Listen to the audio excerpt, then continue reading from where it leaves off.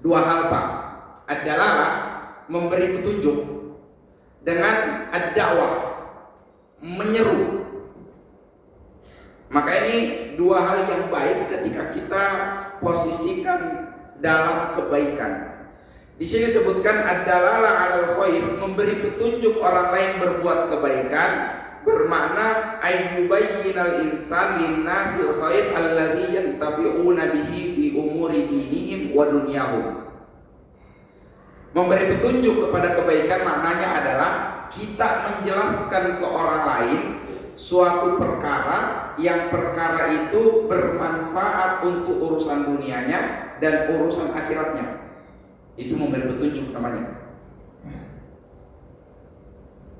Jadi contohnya ketika ada yang bertanya, "Ya tabe Pak, saya orang baru di sini, di mana masjid terdekat?" "Oh tabe Pak, ini kita lurus nanti ada pertigaan belok kanan jalan sedikit, nanti belok kanan lagi ada di situ masjidnya." Itu menunjukkan kebaikan. Maka ketika orang yang bertanya tadi melaksanakan sholat, kita mungkin sudah bikin sholat, tapi ada lagi persen yang kita dapat dari orang yang melaksanakan sholat. Kenapa? Karena kita menunjukkan kebaikan ke orang tersebut. Ada bertanya, "Saya awam Kak dari Islam ini, kira-kira pada siapa saya bisa belajar ini? Belajar agama, lebih perdalam lagi agamaku." Ada kita tahu Ustaz yang bisa direkomendasikan, kita bisa bilang, "Oh ada kenalanku, ada Ustaz Fajar, bisa kita silahkan ke sana, ada nomor HP-nya ini, atau bisa Ustaz Hanafi dan lain sebagainya." Siapa yang bisa kita rekomendasikan, memberikan petunjuk kepada orang yang bertanya tadi, yang meminta petunjuk. Maka ketika dia belajar ilmu agama yang kemudian kita mungkin tidak ikut belajar, tapi kita menunjukkan tempat belajar agama, maka kita juga mendapatkan, itu namanya petunjuk Pak. Memberikan penjelasan kepada orang yang penjelasan itu bermanfaat untuk akhirat dan dunianya. Jadi jangan pelit-pelit berbagi informasi, termasuk mungkin lowongan kerja, orang yang membutuhkan pekerjaan, mungkin kita bilang, kerja semua anakku masih lewat. Padahal mungkin anaknya tetangga tak butuh pekerjaan kok. Bisa share bapaknya, tapi ini ada lowongan siapa cocok anak. Itu juga satu petunjuk yang kemudian bisa jadi bermanfaat untuk orang lain, dan kita juga mendapatkan manfaat dari hal tersebut. Poin yang kedua adalah ad-da'wah, menyeru kepada kebaikan. Dan ternyata al-insanu ma'murun bid-da'wah ilal khair, ay ad-da'wah ilallah. Ternyata Pak, kabar baiknya yang mungkin kita belum tahu, belum sadari, mengajak atau memerintahkan orang berbuat baik itu adalah satu hal yang diperintahkan Allah kepada hamba-Nya. Mengajak orang berbuat baik ternyata bukan tugasnya ustadz saja, tugas tak semuanya. Kapan kita bisa melihat ada satu kebaikan, kemudian orang lain mencari kebaikan, atau orang lain tidak menemukan kebaikan tersebut, tunjukkan, lakukan ini kebaikan ini. Apalagi kalau kita pimpinan, nah ini harus lebih kuat lagi, karena bawahan kita itu biasanya lebih mudah untuk mendengar kita karena kita pimpinannya. Maka Allah berfirman dalam surat An-Nahl ayat 125 Pak, "Ud'u ila sabili rabbika bil hikmah." Serulah manusia kepada jalan Tuhanmu bil hikmah, dengan bijaksana, wal mau'izatil hasanah, dengan pengajaran yang baik, wajadilhum billati hiya ahsan, dan kalau diperlukan debat, bisa buka ruang debat, diskusi dengan cara yang baik. Jadi diajak. Jadi kita tuntunan dakwah itu atau mengajak orang berbuat baik ada 3 lah urutannya. Tidak langsung ketika lihat orang membalok langsung pecahkan baloknya, bawa botolnya. Itu tidak bijaksana itu. Tapi yang dilakukan apa? Yang pertama bil hikmah, dengan santun. Mungkin bisa disinggung, enak kita rasa itu minum balok seperti itu. Iya enak juga rasanya. Padahal kalau kita mungkin coba mungkin rasanya aneh. Atau bilang kalau mungkin orang yang belum melaksanakan sholat, saya Pak itu kalau sudah ke sholat tenang kurasa. Tidak mungkin juga rasakan ketenangan yang saya rasakan. Kan itu bil hikmah. Kemudian kalau misalkan kita lebih expert lagi, lebih bisa menjelaskan lebih lanjut sebagaimana para ustadz, kita bisa jelaskan wal mau'izatil hasanah, memberikan pengajaran yang baik lebih mendalam. Kalau khamar itu haram itu harus ditinggalkan, dan Rasulullah menyebutkan khamar itu, minum balok itu dosa yang besar, tinggalkan. Nah, itu pengajaran yang baik.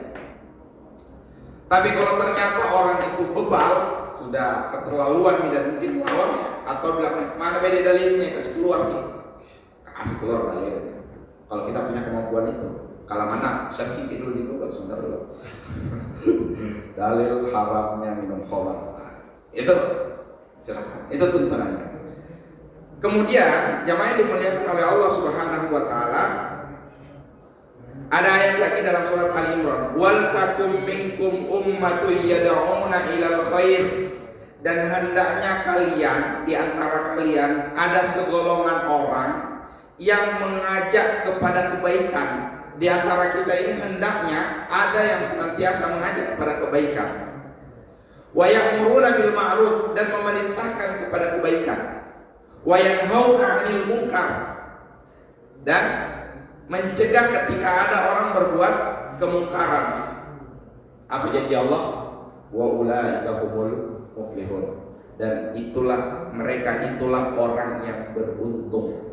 Dengan karakter suka mengajak orang, ketika ada kebaikan kita perintahkan orang, ketika ada keburukan kita cegah orang dari melakukannya. Wa ulaika humul muflihun, kata Allah. Orang seperti itu ini orang beruntung, seperti karakter seperti itu. Sebaliknya, wala takunu kalladzina tafarraqu, dan janganlah kalian seperti orang yang bercerai-berai, wahtalafu, dan saling berselisih, mimba dimaja'ahumul bayyinat, setelah datang penjelasan atau bukti yang nyata kepada mereka. Wa ulaika lahum adzabun adzim. Ancamannya apa, Pak? Orang seperti itu akan mendapatkan azab yang besar. Saya renungi ayat ini, Pak. Surat Ali Imran ayat 104, ayat 105. Ternyata Allah menjanjikan keberuntungan terhadap orang yang saling mengingatkan kebaikan, saling mencegah ketika ada kemungkaran. Contohnya, ini contoh. Saya tidak bilang kejadian asli atau tidak, tetapi kita melihat bagaimana ketika kita saling peduli antara satu dengan yang lain, manfaatnya bukan dirasakan oleh orang yang kita tegur, tetapi manfaatnya dirasakan oleh kita sendiri. Ketika terjadi penebangan liar di Kabupaten Goa, misalnya, mungkin daerah Malino, ada pinus yang kemudian mulai banyak ditebang. Ketika orang di sekitarnya tidak memperingatkan itu, atau orang Makassar di sini, tahu di informasinya tapi tidak ada inisiatif untuk menegur orang yang menebang itu, ketika hujan lebat, Pak, longsor, Makassar bisa kena. Ketika orang saling diam, makanya di dalam Ali Imran ayat 105 ini, dan janganlah kalian seperti tafarraqu wahtalafu, seperti orang bercerai-berai dan saling berselisih. Orang yang bercerai-berai itu, Pak, orang cerai misalnya, itu sudah tidak saling bicara lagi, sendiri-sendiri, urusanku juga. Maka Allah katakan wala takunu kalladzina tafarraqu, jangan seperti orang yang bercerai-berai itu, yang hidupnya masing-masing, yang kita tidak peduli bilang urusannya. Padahal ketika dia melakukan keburukan dan mendapatkan kerusakan, yakinlah kerusakan itu tidak hanya dirasakan oleh pelaku itu, tetapi kerusakannya bisa kita dapatkan juga. Ketika ada yang merusak, makanya Rasul itu analoginya bagus sekali. Ketika berbicara amar ma'ruf nahi munkar, Pak, mengajak kepada kebaikan dan mencegah dari keburukan. Rasulullah bilang begini, ibarat orang yang naik di atas kapal, ada penumpang yang tinggal di bawah, ada penumpang yang di atas. Ketika jalan itu kapal, orang yang di bawah ini selalu setiap membutuhkan air, lewati naik ke lantai atas, ke dek atas, ambil air, lewati ini orang yang di atas. Tabe mana ambil air, besoknya tabe mana ambil air, sampai kemudian orang yang di dek bawah ini berpikir, tolo tak naik ke atas, ganggu orang di atas, kenapa tidak dilobani sedikit ini kamu? Sedikit sih, selesai kebutuhan tak, kapan selesai ini tutup lagi. Kalau mau lagi butuh air lagi, buka lagi lubangnya, kemudian butuh air, jadi tidak digangguin orang di atas. Mungkin kalau kita lihat, cocok juga, brilian juga. Tetapi jemaah yang dimuliakan oleh Allah Subhanahu wa Ta'ala, kata Rasulullah, kalau kemudian orang lantai bawah atau dek bawah itu melakukan hal yang dia idekan itu, beban kapal sedikit, kemudian orang yang berada di dek atas tidak menegur orang di bawah itu, ketika kapal tenggelam, bocor, tenggelam, yang celaka bukan hanya orang yang berada di lantai bawah, yang di lantai atas juga semuanya itu tenggelam di kapal tersebut. Itu kalau orang lantai atas tidak menegur, maka begitu amar ma'ruf nahi munkar.